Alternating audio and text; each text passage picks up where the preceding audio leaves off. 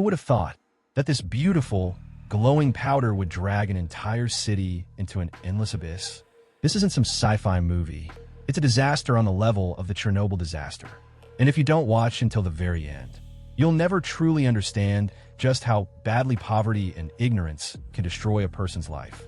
The story takes place in Brazil back in 1987. In order to scrape together enough money for a decent pair of soccer shoes, two young men pushed a cart into an abandoned radiation therapy center in Goiás. At first, they were just planning to collect some scrap metal to sell for cash. But deep inside the ruins, they came across a massive and heavy piece of equipment. Jack immediately recognized it. The outer shell was made of lead, which could fetch a really good price at the scrapyard. So they pulled out their tools and started smashing it apart. After a lot of effort, they finally managed to break off the core component of the machine. Staring at the heavy lead container in front of them, the two young men couldn't stop smiling, completely unaware that they had just opened Pandora's box with their own hands. Before long, the treasure was brought to a scrap collection station. The owner, Winnie, was a shrewd businessman. After some bargaining, they finally settled on a deal. $1,750 in cash, plus a 50 tip.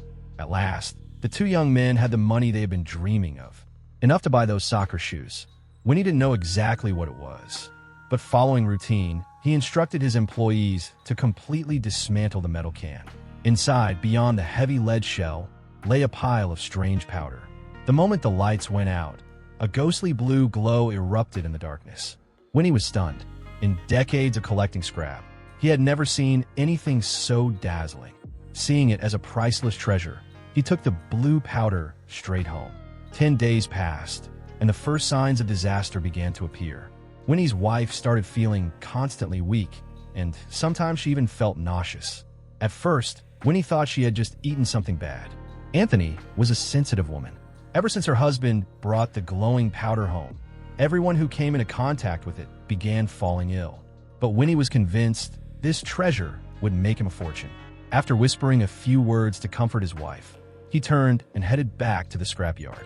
The moment he left, Anthony sent her nephew to carry the glowing powder. Together, they boarded a crowded bus and spent 2 hours traveling to the city's health inspection office. She wanted the officials there to examine the powder and see if anything was wrong with it. 2 employees at the scrapyard, who had come into contact with it earlier, had already been hospitalized, and now even she was starting to feel unwell.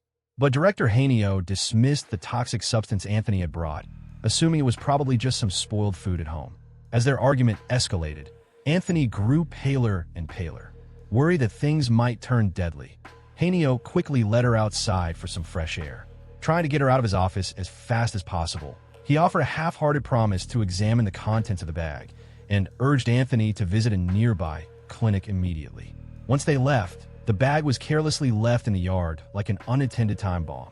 Meanwhile, nuclear physicist Machio had just returned from Rio to celebrate his father's birthday. He and his girlfriend were still basking in the joy of expecting their first child, completely unaware that an unprecedented disaster was quietly spreading across the city. The family gathered around the dining table, discussing how to hold the birthday celebration. But a sudden phone call shattered Machio's plans. An old friend, a doctor, knew he specialized in nuclear physics and called to ask for advice. Lately, the doctor had been treating a large number of patients with the same symptoms: dizziness, vomiting, hair loss. He suspected radiation poisoning. One of his patients, named Anthony, insisted that the source of the illness was the metal object she had brought to the health inspection office. Driven by professional instinct, Machio agreed to help. He instructed Director Hanio at the health inspection office to borrow a radiation detector from the nuclear company, then return to the office to figure out a plan. But as soon as they reached the entrance, the detector blared a piercing alarm. Radiation levels had instantly spiked off the charts. Machio instinctively assumed the device was malfunctioning. After all, this small town couldn't possibly be experiencing such extreme radiation. But when they swapped in a new detector, the readings were exactly the same. Even before they could approach the office, the alarm went off again. Machio immediately realized something was seriously wrong. Hanio suddenly remembered the metal bag Anthony had abandoned in the yard yesterday. As they jumped out of the car, they saw a firefighter about to pick up the bag and throw it into the river. Machio ran forward, shouting at the top of his lungs for him to stop. This object was highly radioactive. If it went into the river, it could contaminate the entire water supply. Turning to Director Hanio, he demanded to know how such a basic mistake could happen. Had he never heard of the Chernobyl disaster? His words hit everyone present like a thunderclap. Without hesitation, Mashio ordered the immediate evacuation of the entire building. But even that wasn't enough. They needed to trace the source, figure out exactly where the metal object had come from. If any more contaminated material had spilled into the city, the consequences could be catastrophic. Hanio quickly pulled out the registration form Anthony had left behind, and the two of them followed the address to her husband's scrapyard. The radiation detector immediately showed dangerously high levels. The director worried, without protective gear, could they be exposed? Mashio used a campfire as an analogy. Radiation is like an invisible, cold flame. From a safe distance, it doesn't harm you. But once you get too close, it silently burns the skin and organs. At first, you might not feel anything, but over time, prolonged exposure will inevitably damage health, or even take a life. The severity depends on the strength and type of radiation, as well as the duration of exposure and distance from the source. When they finally confronted the scrapyard owner, Winnie, hoping to learn the origin of the metal object, he refused to cooperate. With a stern expression, he told them to leave immediately. He assumed Mashio was some kind of investigator, there to scrutinize the scrapyard, and his eyes were full of suspicion and hostility. Mashio had no choice but to patiently explain. This wasn't a criminal investigation. This was a life-or-death public health crisis. That glowing blue powder was highly toxic radioactive material. It could stick to clothing and skin, turning anyone who touched it into a walking source of contamination. If it wasn't contained quickly, countless residents could be exposed to dangerous radiation. Winnie's face turned ashen, just as he was about to speak. But one of his assistants jumped in first. He had overheard the two young men mention that the strange metal came from the abandoned radiation therapy center in Goiás. Mashio and Hanio didn't waste a second. They immediately drove to the therapy center. There, they quickly located the dismantled shell of the radiation machine. The missing core component was almost certainly the source of the radioactive contamination. Mashio immediately reported to the health minister, requesting that the entire block be quarantined and all exposed individuals receive treatment. The enraged minister nearly flipped the table. This situation was catastrophic, and he didn't even have the authority to take such drastic action. Not long after, the National Nuclear Energy Commission in Rio received a call from Mashio. After verification, they confirmed that the abandoned device at the therapy center did not contain cobalt as expected. Instead, it held cesium-137 in powder form, a far more radioactive substance, and one of the primary isotopes released during the Chernobyl disaster. Because of chaotic record-keeping, this device had never been officially registered, making it a forgotten dirty bomb. Meanwhile, Mashio was briefing the state governor on the severity of the situation. The radiation levels from the contamination source were astonishing, already beyond the capacity of standard measurement equipment. And since the cesium-137 existed as powder, it could silently adhere to any moving object, constantly expanding the range of contamination. At this point, it wasn't just about quarantining the block. Even infected patients in the hospital would need to be forcibly isolated. The governor nodded in resignation. Emergency measures were the only option. He hoped Mashio could stay and assist, since the small town lacked nuclear experts. The young physicist hesitated but agreed, mentioning that specialists from a nuclear commission would also arrive to provide support. As night fell, the state government deployed both military and police forces. They not only forced a full evacuation of the scrapyard, but also completely surrounded Winnie's family, leaving no way out. Luckily, his workers had nowhere else to go, and were all gathered together in one place. Mashio pulled out his radiation detector and warned bluntly. This area was already contaminated. If they stayed any longer, they would face the same life-threatening risk as his wife. Winnie had wanted to resist, to hold out to the end, but when he turned and saw his wife and children, his resolve instantly melted. In the end, Winnie, his family, and a few of his employees boarded a sealed transport vehicle. Soon, they arrived at the city's central stadium, which had been temporarily converted into an isolation center to house potential and suspected radiation victims. Meanwhile, television news channels began reporting the shocking radioactive incident. Mashio's father and wife immediately turned pale as they watched the coverage. By midnight, Dr. Ben from a nuclear commission arrived at the isolation stadium. He praised Mascio for decisively implementing quarantine measures despite the lack of proper equipment.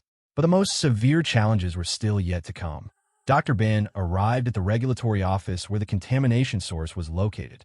Before any countermeasures could be planned, he needed to determine the exact radiation levels. But when Dr. Ben used his more advanced detection equipment, the readings once again shot off the charts. It was clear the contamination was far worse than anyone had imagined.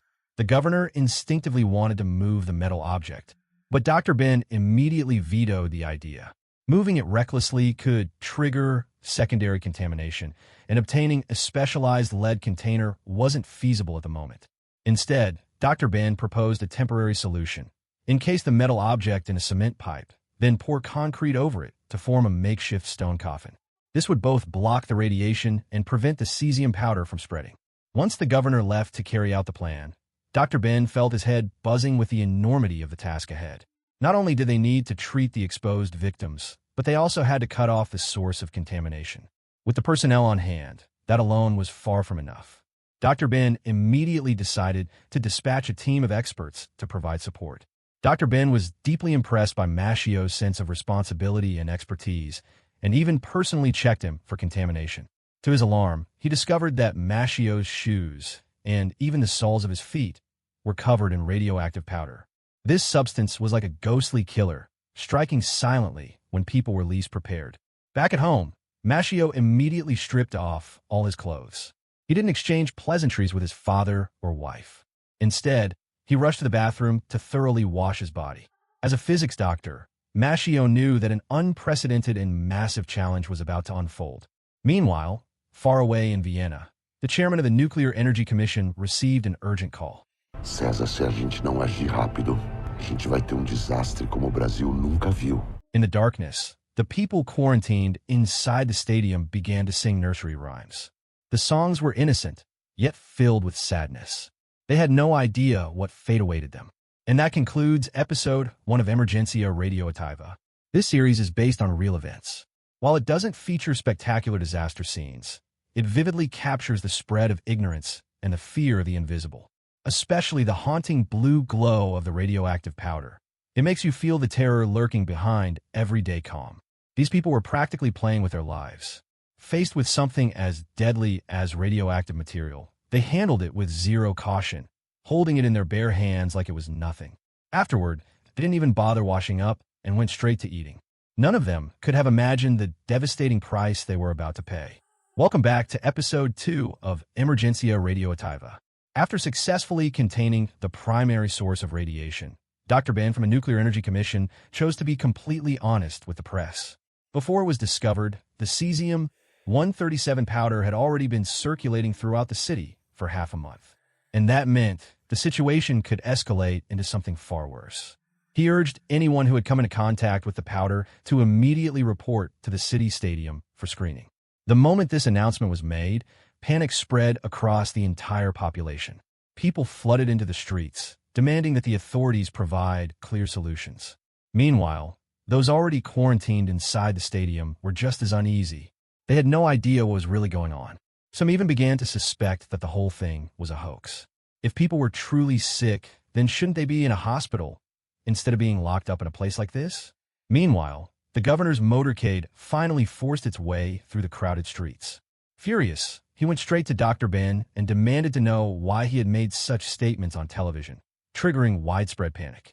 Dr. Ben tried his best to explain he was simply telling the truth, but the governor wasn't listening. As a regional official, his priority was maintaining order above all else. And just like that, the old doctor was harshly reprimanded. Still, Dr. Ben turned to face the crowd and tried to calm them down.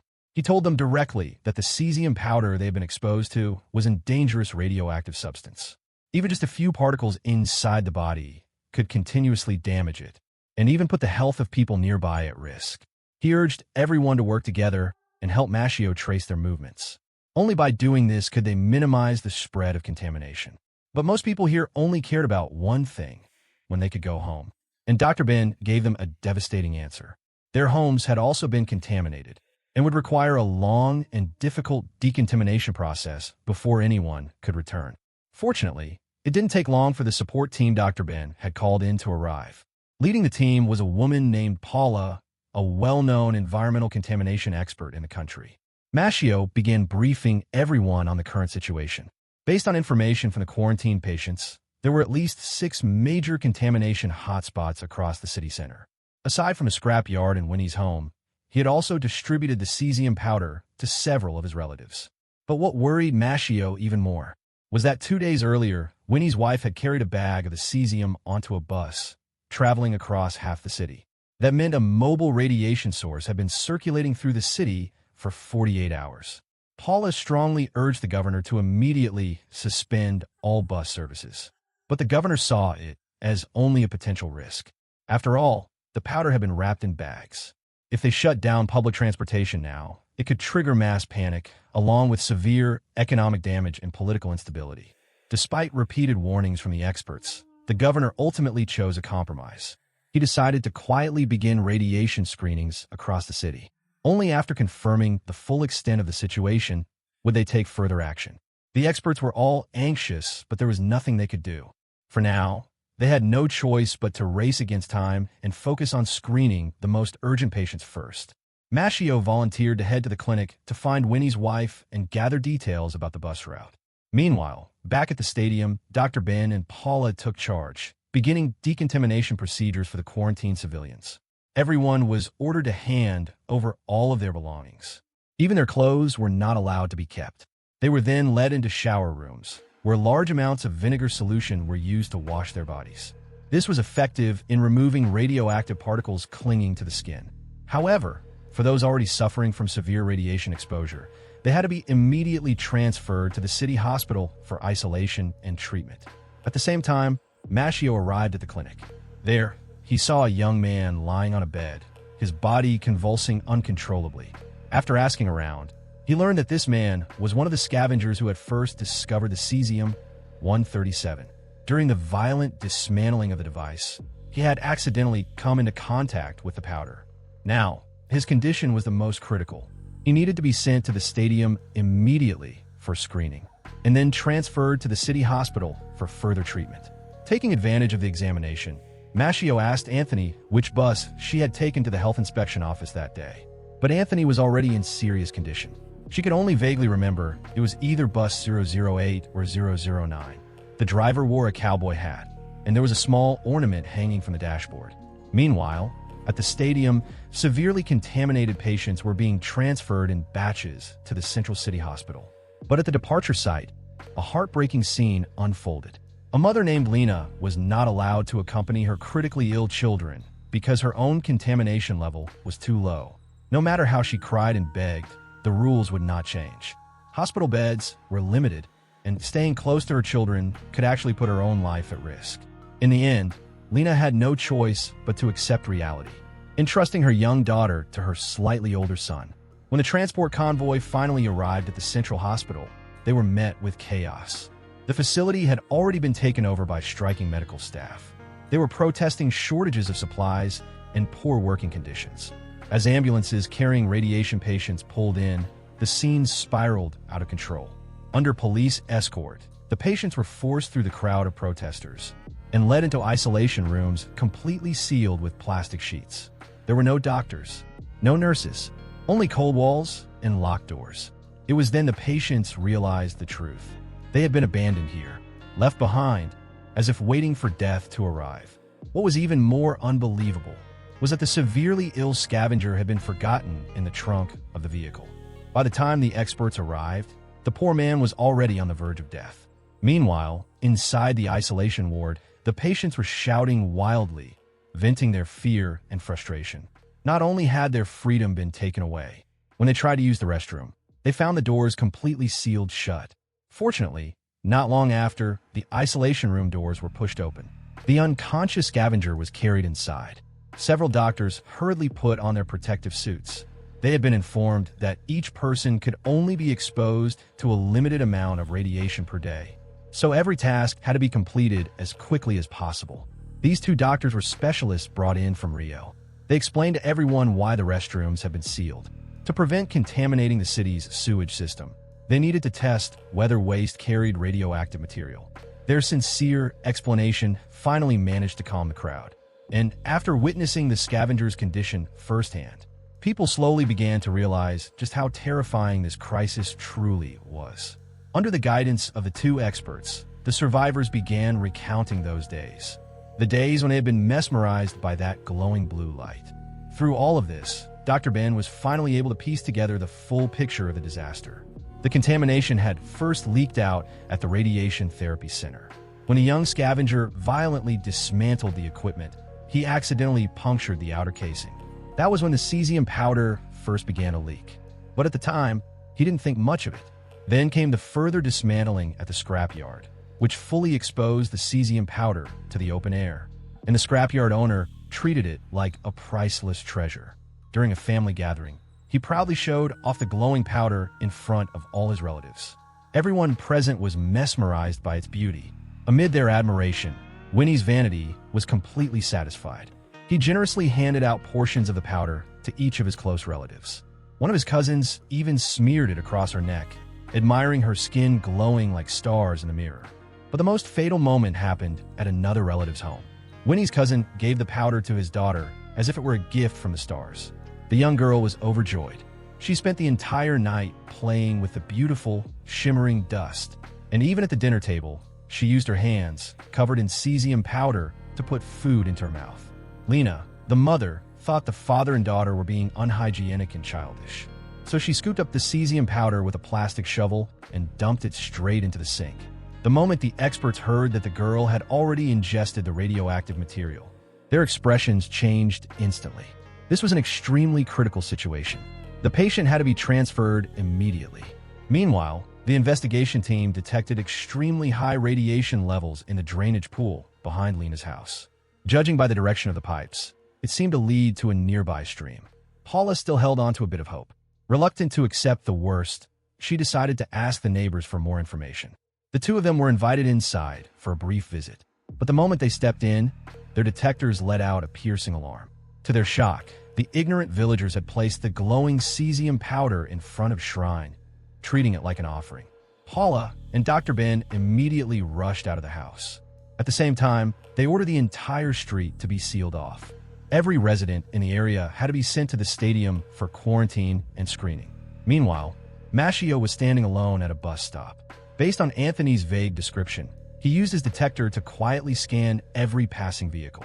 Before long, a bus marked 008 approached.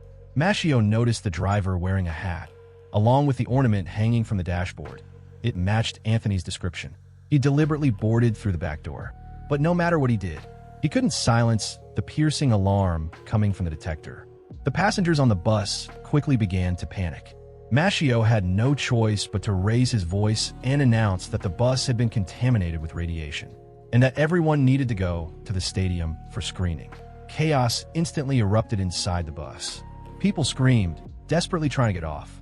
Thinking fast, Machio immediately explained the situation to the driver. If they let everyone leave, the contamination would spread to every corner of the city. Meanwhile, outside the quarantine zone at the stadium, the governor was still speaking to the media, claiming that the radiation crisis was under control. But in the next moment, everything fell apart. Dr. Ben and Paula arrived, bringing a group of residents straight into the quarantine zone. And Machio showed up with an entire bus full of people for screening. The governor's face turned pale. The illusion of stability he had been trying so hard to maintain collapsed instantly in the face of reality. To make matters worse, several patients at the central hospital began to deteriorate rapidly. The experts contacted higher authorities, requesting to transfer 10 critically ill patients to the best-equipped naval hospital. But the response was clear: resources that were also limited. They could only accept 6 patients at most. In that moment, the two experts were forced into an impossible decision. As night fell, Machio, Dr. Ben, and the others met with the governor once again. This time, they brought even worse news. The number of contamination sites was far greater than the original 6. And most critically, the water supply in an entire district had already been polluted. Paula urged immediate action. If a heavy rain were to hit, the city's entire underground water system could become contaminated. But the moment she finished speaking, rain began pouring down from the sky without warning. Everyone present froze, their faces turning pale. A chilling sense of dread spread through the room. This city was being slowly and completely consumed by an invisible plague. In a city-wide nuclear disaster like this, the most terrifying thing isn't the visible sources of radiation scattered everywhere. It's the water people drink every single day. The story now enters the third day after the radiation was exposed. Panic spreads through the city like a plague. On television, experts argue back and forth, each holding their own opinion, debating whether the deadly cesium-137 has seeped into the groundwater along with the heavy rain. If that turns out to be true, then it would mean the entire city's water supply has been contaminated. This terrifying possibility leaves every viewer sitting in front of their TV in absolute fear. As a physicist, Mashio understands better than anyone just how dangerous cesium-137 can be. He warns his wife that until there is an official confirmation, she must only drink bottled water at home. Meanwhile, the governor is furious inside his office. He's enraged by the professor on TV making such bold claims, believing that irresponsible statements like that have caused massive public panic. He orders Dr. Ben from the Nuclear Energy Commission to immediately hold a press conference and reassure the public that the city's drinking water is absolutely safe. But as a rigorous scientist, Dr. Ben could never make such a careless promise. So far, they've only found a small amount of cesium powder entering the river. With a massive volume of water diluting it, it's not enough to cause illness. But no one can guarantee the same situation hasn't happened elsewhere. Dr. Ben insists that everything must be based on scientific data. They need to conduct a full laboratory analysis of the river water, but getting the results will take at least 48 hours. For the governor, who's desperate to calm public anger, that's simply too long. Left with no choice, he comes up with a compromise. He orders a police helicopter to be deployed, equipped with a scintillation detector, to carry out an aerial survey along the river. This way, it shows the public that the government is taking action, and at the same time, they can quickly gather preliminary data. No matter what, a press conference must be held tonight. As a seasoned politician, he understands one thing very clearly. What the public wants isn't precise data, but the sense of security that comes from official reassurance. Poor Mashio gets pulled in once again.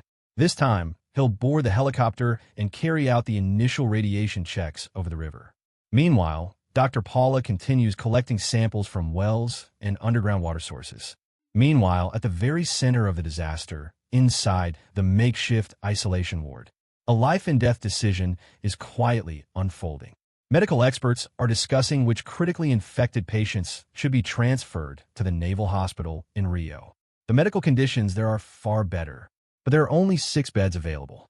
The 2 scavengers who first came into contact with the source and broke it open are now in extremely critical condition and must be transferred immediately. Then there's the little girl who accidentally ingested cesium powder from the scrapyard, and Nina, who applied the powder directly to her neck, right over her carotid artery. That leaves just one final spot. Originally, it was meant for Anthony, the scrap dealer's wife. But when Anthony learns that the little girl's father is also critically ill, she makes the heartbreaking decision. She gives up her chance to survive and offers it to him instead. After all, the girl is only 6 years old. Without her family, there's no way she could make the journey to Rio alone. Anthony knows that if she stays behind, she will most likely be left here to die. But she has no regrets about her choice, even if it costs her life. If it means reuniting the father and daughter, then to her, it's all worth it. But while others are fighting for survival, the little girl's mother, Lena, is going through something even more cruel, a social death. She hasn't been exposed to radiation, but during isolation, all of her clothes, documents, and money were taken away and destroyed. Now, she can only stand there on the grass of the quarantine stadium, wearing nothing but a patient gown, completely lost. Fortunately, a kind doctor steps forward and offers her a set of their own clothes. After a long struggle, Lena finally manages to leave the isolation zone. She immediately heads to the city hospital, hoping to see her daughter. But she's mercilessly stopped at the entrance by security. The hospital has already been designated as a critical care zone, essentially a semi-quarantine area. With nowhere else to go, Lena can only wait outside the hospital. Luckily, not long after, her daughter, along with 5 other patients, is brought out of the building. These are the critically ill patients being transferred to the Air Force Hospital in Rio. Mother and daughter hold each other tightly, because neither of them knows if they'll ever get to see each other again. The only small comfort is that the girl's father will be going with her as well. Watching them disappear into the distance, Lena feels like her entire body has been hollowed out. Lost and numb, she makes her way back to her street, only to be stopped by police officers. The area has been marked as a high-risk contamination zone. Until all the cesium powder is cleared, no one is allowed in. That's when it finally hits her. She doesn't even have a home to go back to anymore. With nowhere left to turn, Lena goes to her best friend's house, hoping to stay the night. Even though she repeatedly insists that she hasn't been contaminated, her friend still refuses to let her in, making up all kinds of excuses. Lena doesn't beg any further. She simply turns around and walks away in silence. Only now does she truly realize the most terrifying thing about radioactive contamination is how it builds an invisible wall between people, a cold, merciless barrier that pushes everyone apart. Meanwhile, on the other side of the city, Mashio and his team make a shocking discovery during their sampling work. While tracing the source of contamination along a river, they stumble upon a truck loaded with waste cardboard, and its radiation levels are dangerously off the charts. After questioning the driver, he admits that the cardboard came from a transfer warehouse in the city center. In that moment, Mashio realizes just how serious the situation really is. He tells his team to take the water samples back to the lab immediately, while he rushes straight to the warehouse himself. Inside the warehouse, piles of waste cardboard are stacked like mountains, and every single sheet could be contaminated with deadly radioactive powder. But what's even worse, the warehouse owner admits that a truck fully loaded with these death papers has already been shipped out, headed straight for the bustling city of Sao Paulo. Mashio immediately rushes back to report this to Dr. Ben. At the same time, Paula brings back another piece of bad news. They've discovered a household well where radiation levels exceed the safe limit by over 100 times. As for the groundwater test results, they're still not in yet. This puts Dr. Ben in an impossible position.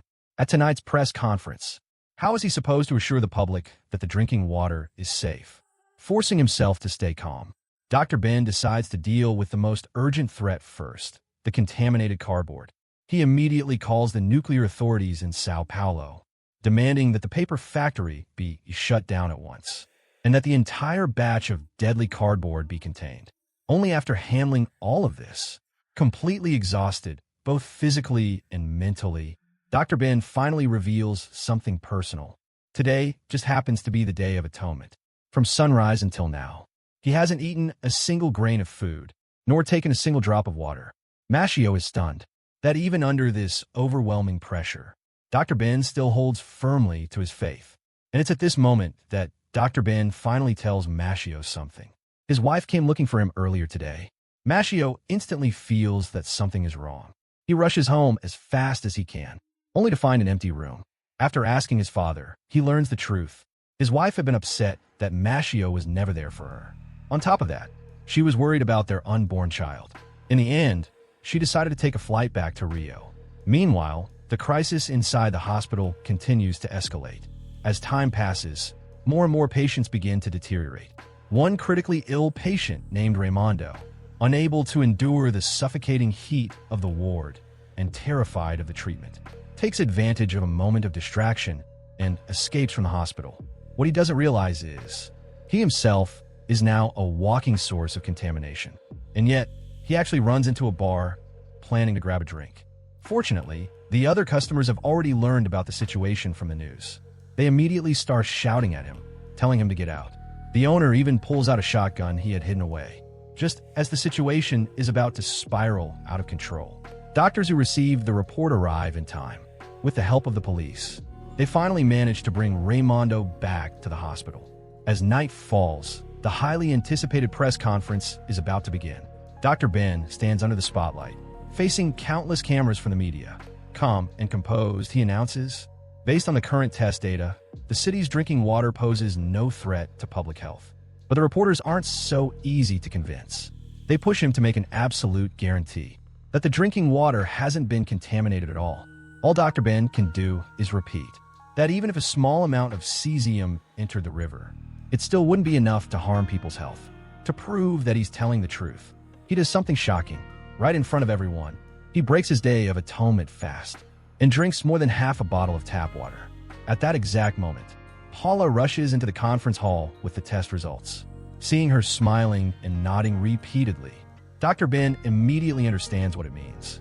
His tone turns firm and unwavering as he publicly declares that the city's water supply is 100% safe and that the only contaminated well has already been sealed off. But just as he finishes speaking, a reporter drops an even bigger bombshell. A truck carrying contaminated cardboard has already been sent to Sao Paulo. Was the Nuclear Energy Commission aware of this and deliberately keeping it hidden? At this point, the shadow of the nuclear disaster has already begun to spread far beyond the city. Far away in Rio, inside the Air Force Hospital, a piercing alarm suddenly echoes through the emergency room. The scrap yard owner, now critically infected, suddenly goes into cardiac arrest. The doctors rush in like mad, trying everything they can to save him, using every possible method. But Winnie is like an empty shell with no soul left inside. By the next day, a second group of critically ill patients arrives at the Air Force Hospital. Originally, there were only 6 available spots, but the staff here show incredible resolve. After learning about the nuclear disaster in Goiânia, they collectively approach their superiors, asking the hospital to set aside its limitations and do everything possible to help. Because of this, Anthony, the scrap dealer's wife, is able to arrive at the Air Force Hospital much sooner and receive better treatment. To comfort her, a doctor makes an exception, allowing Anthony to see Winnie through the glass. Looking at her once strong husband, now covered in tubes, this strong woman finally breaks down. But perhaps the most heartbreaking case in the entire hospital is a 6-year-old girl named Celeste. The severe radiation exposure causes her hair to fall out in clumps. A nurse, treating her like her own child, gently tries to persuade her to cut off her long hair. Meanwhile, in an office not far away, some of the nation's top experts are gathered, discussing possible treatments. The truth is, they've never encountered anything like this before. So right now, they can only move forward by trial and error. Among them, an authoritative expert from Chernobyl proposes a risky approach to increase the dosage of Prussian blue. This drug can boost white blood cell activity and strengthen the immune system.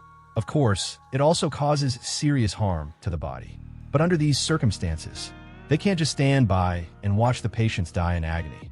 What no one expects, however, is that after being in a coma for several weeks, the scrapyard owner suddenly wakes up. The moment he regains consciousness, he desperately wants to go see his wife, but the nurses struggle to hold him back on the bed because Anthony's condition is now extremely critical. Her blood pressure is continuously spiking, and in the middle of this chaos, an emergency alarm suddenly goes off in another ward. 6-year-old Celeste's temperature has shot up to 40 degrees. Meanwhile, her mother Lena, along with many other victims' families, has been placed in a temporary shelter. When she sees the news about her daughter's worsening condition on TV, it feels like her heart is being torn apart. She wants to go to Rio to see her daughter, but she can't even afford a plane ticket. Meanwhile, in the Air Force Hospital's conference room, the atmosphere is unbearably tense. The little girl, Celeste, has absorbed a radiation dose 3 times the lethal limit. Prussian blue therapy can no longer stop her from approaching death. If her immune system isn't rebuilt, she could die at any moment. The expert from Chernobyl introduces a new treatment to the team. This special medication is designed to stimulate the body to produce a protein that radiation suppresses, which, in theory, could restore immune function. Everyone in the room knows the harsh reality. They have no precedent to follow. What they are doing is creating a precedent. Finally, the committee reaches a unanimous decision. They will proceed with the untested CSF experimental therapy.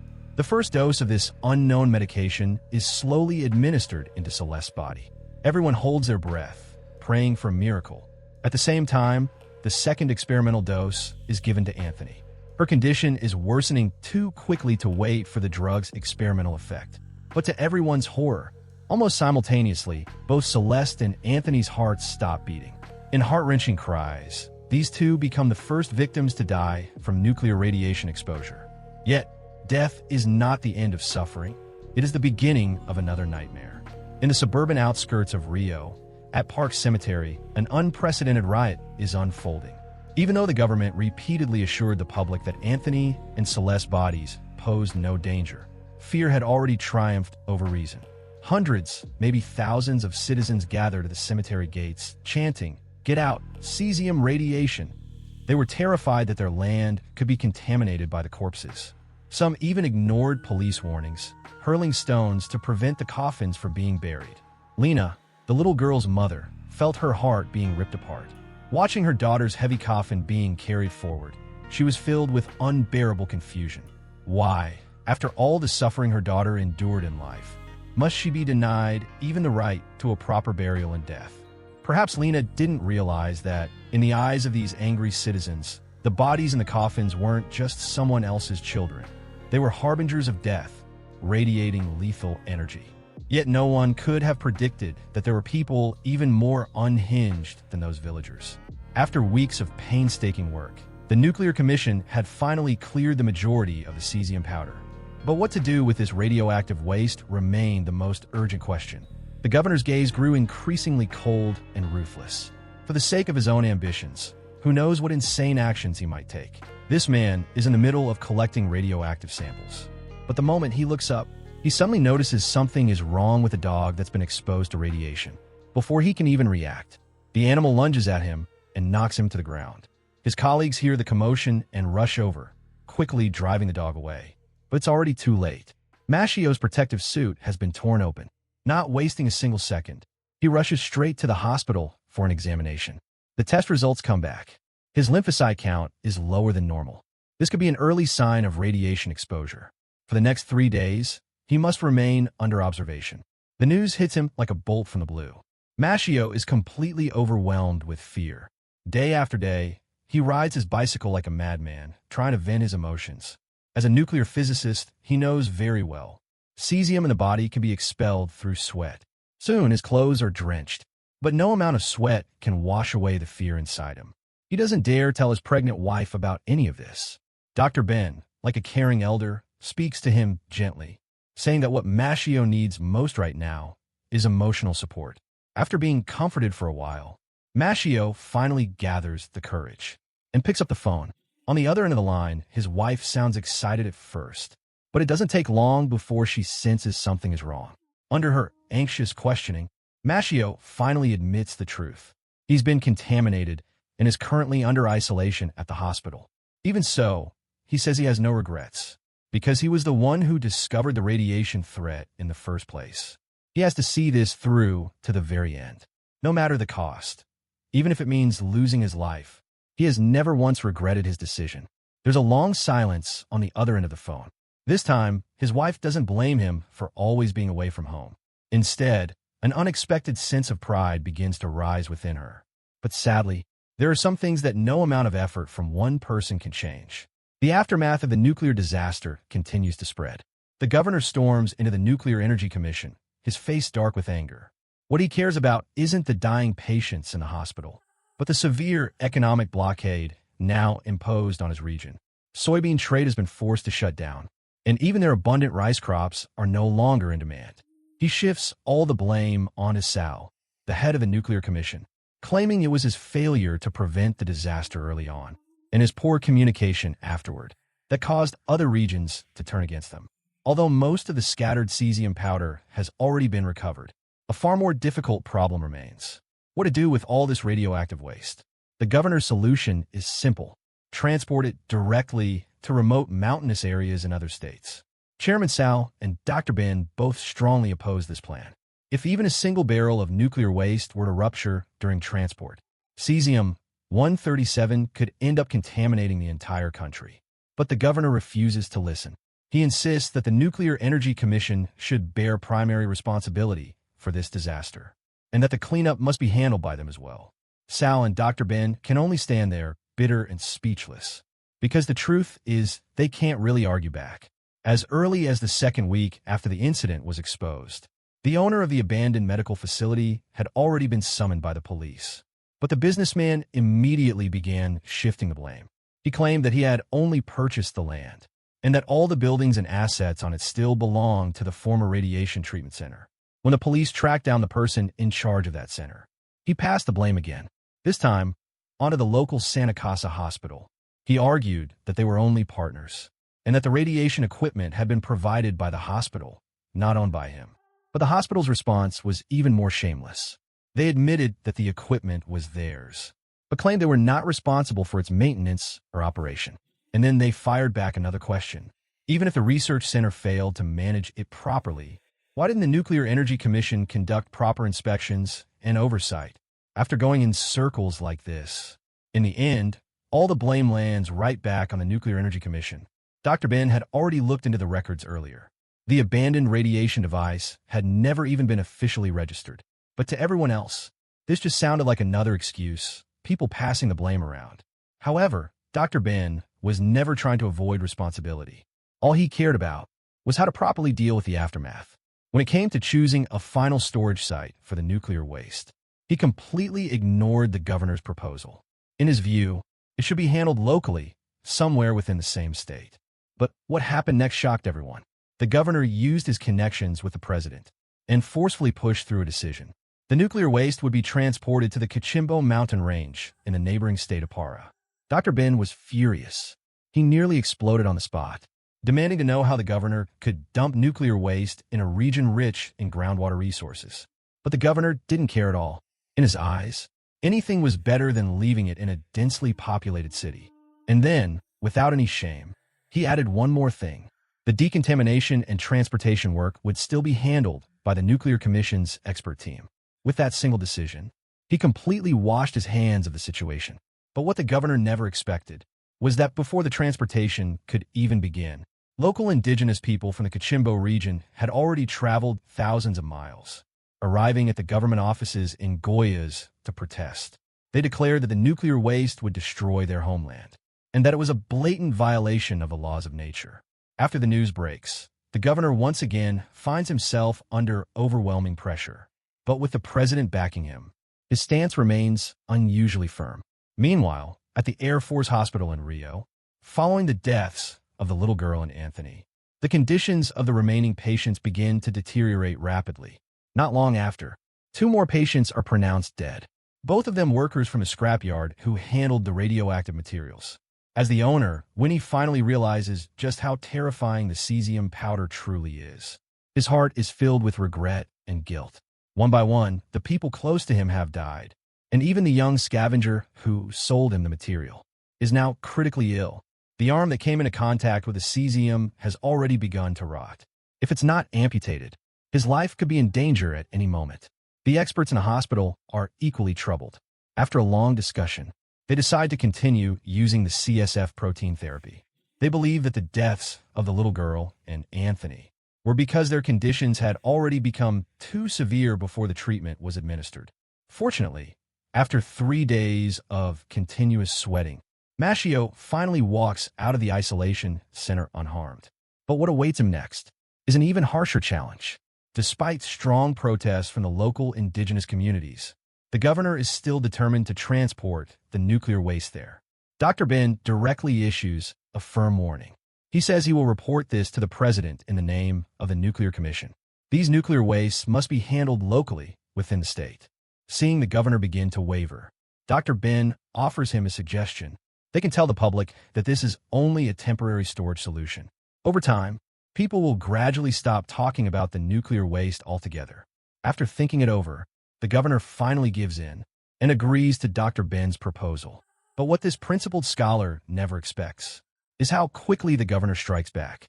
A lawyer walks into Dr. Ben's office, informing him that the prosecutor has officially filed charges, accusing him of negligent homicide.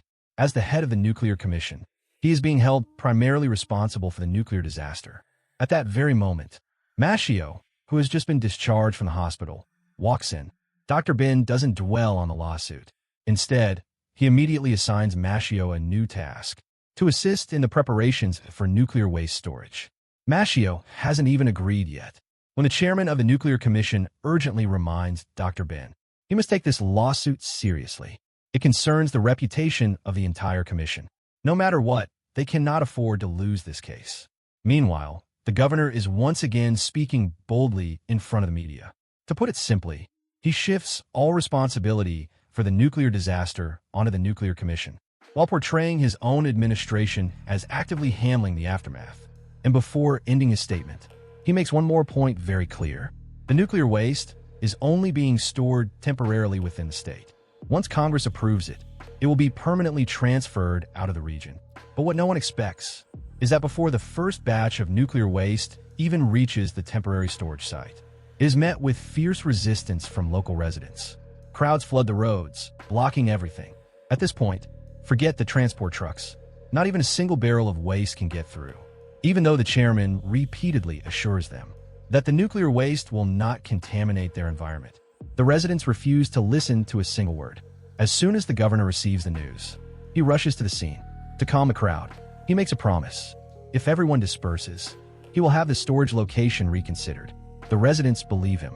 They think the governor has finally compromised, but they don't realize this is nothing more than a delaying tactic, because Dr. Ben has already surveyed all nearby areas, and this location is the best option available. To avoid causing another wave of panic, they decide to carry out the operation in the dead of night. Truck after truck, loaded with radioactive waste, moves through the silent streets like ghosts. As the person in charge on site, Mashio directs the transport under immense pressure. At that moment, he suddenly remembers his father's earlier advice to stay away from this dangerous work and return to Rio to live a quiet life as a teacher. But Mashio doesn't hesitate for even a second. He refuses outright, because in his eyes, what he's doing right now matters far more than teaching in a classroom. Meanwhile, as the convoy steadily heads toward its destination, another life-or-death rescue is unfolding in the Air Force Hospital in Rio. The young scavenger's fever has spiked to 40 degrees. His infected arm must be amputated immediately. But there's a problem.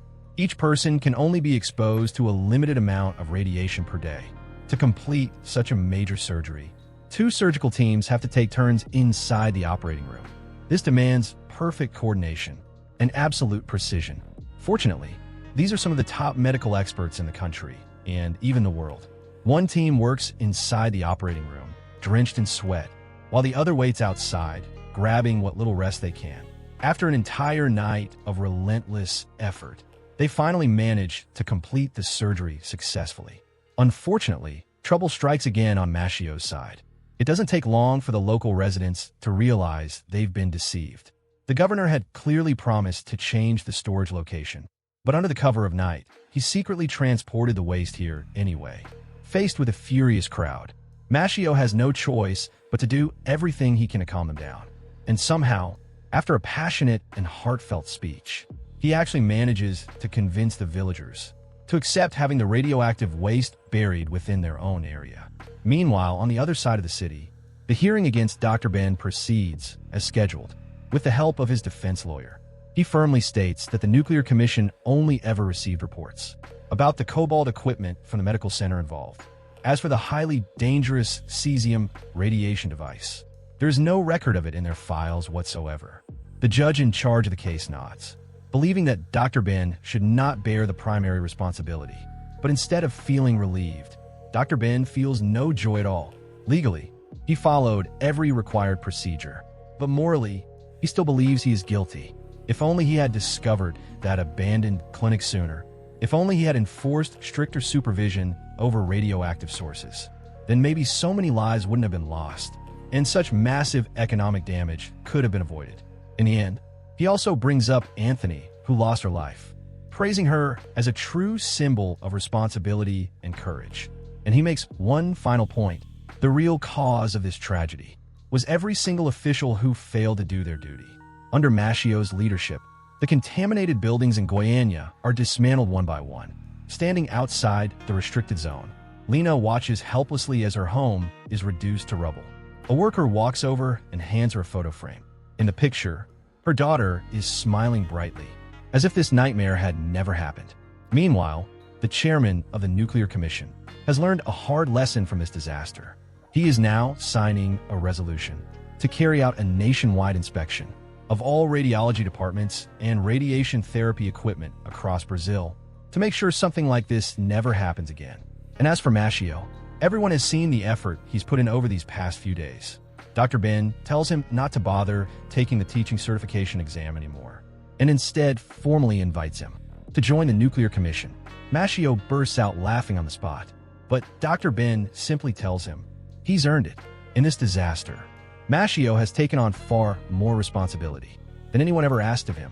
And in the end, something almost miraculous happens.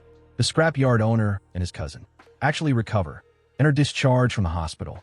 But for most people here, they've lost their loved ones and their homes. For the next year, they must return every month for medical checkups. And for the rest of their lives, they will be living under constant medical monitoring. The Goiânia nuclear accident is recognized as one of the most severe radioactive incidents in history not involving a nuclear power plant. 5 people were charged with negligent homicide, and over 6,000 tons of radioactive waste were buried in the outskirts of the city. Fortunately, nearly 40 years have passed, and that land has remained accident-free. This disaster left the world with a scar that will never fully heal. It serves as a constant reminder that technological progress, without the restraint of responsibility, can bring about endless destruction. Yet amid this tragedy, the human spirit that shone through during those dark days became the only solace. And that concludes the full story of Emergência Radioativa. If you enjoyed this series, stay tuned for more. We'll see you in the next video.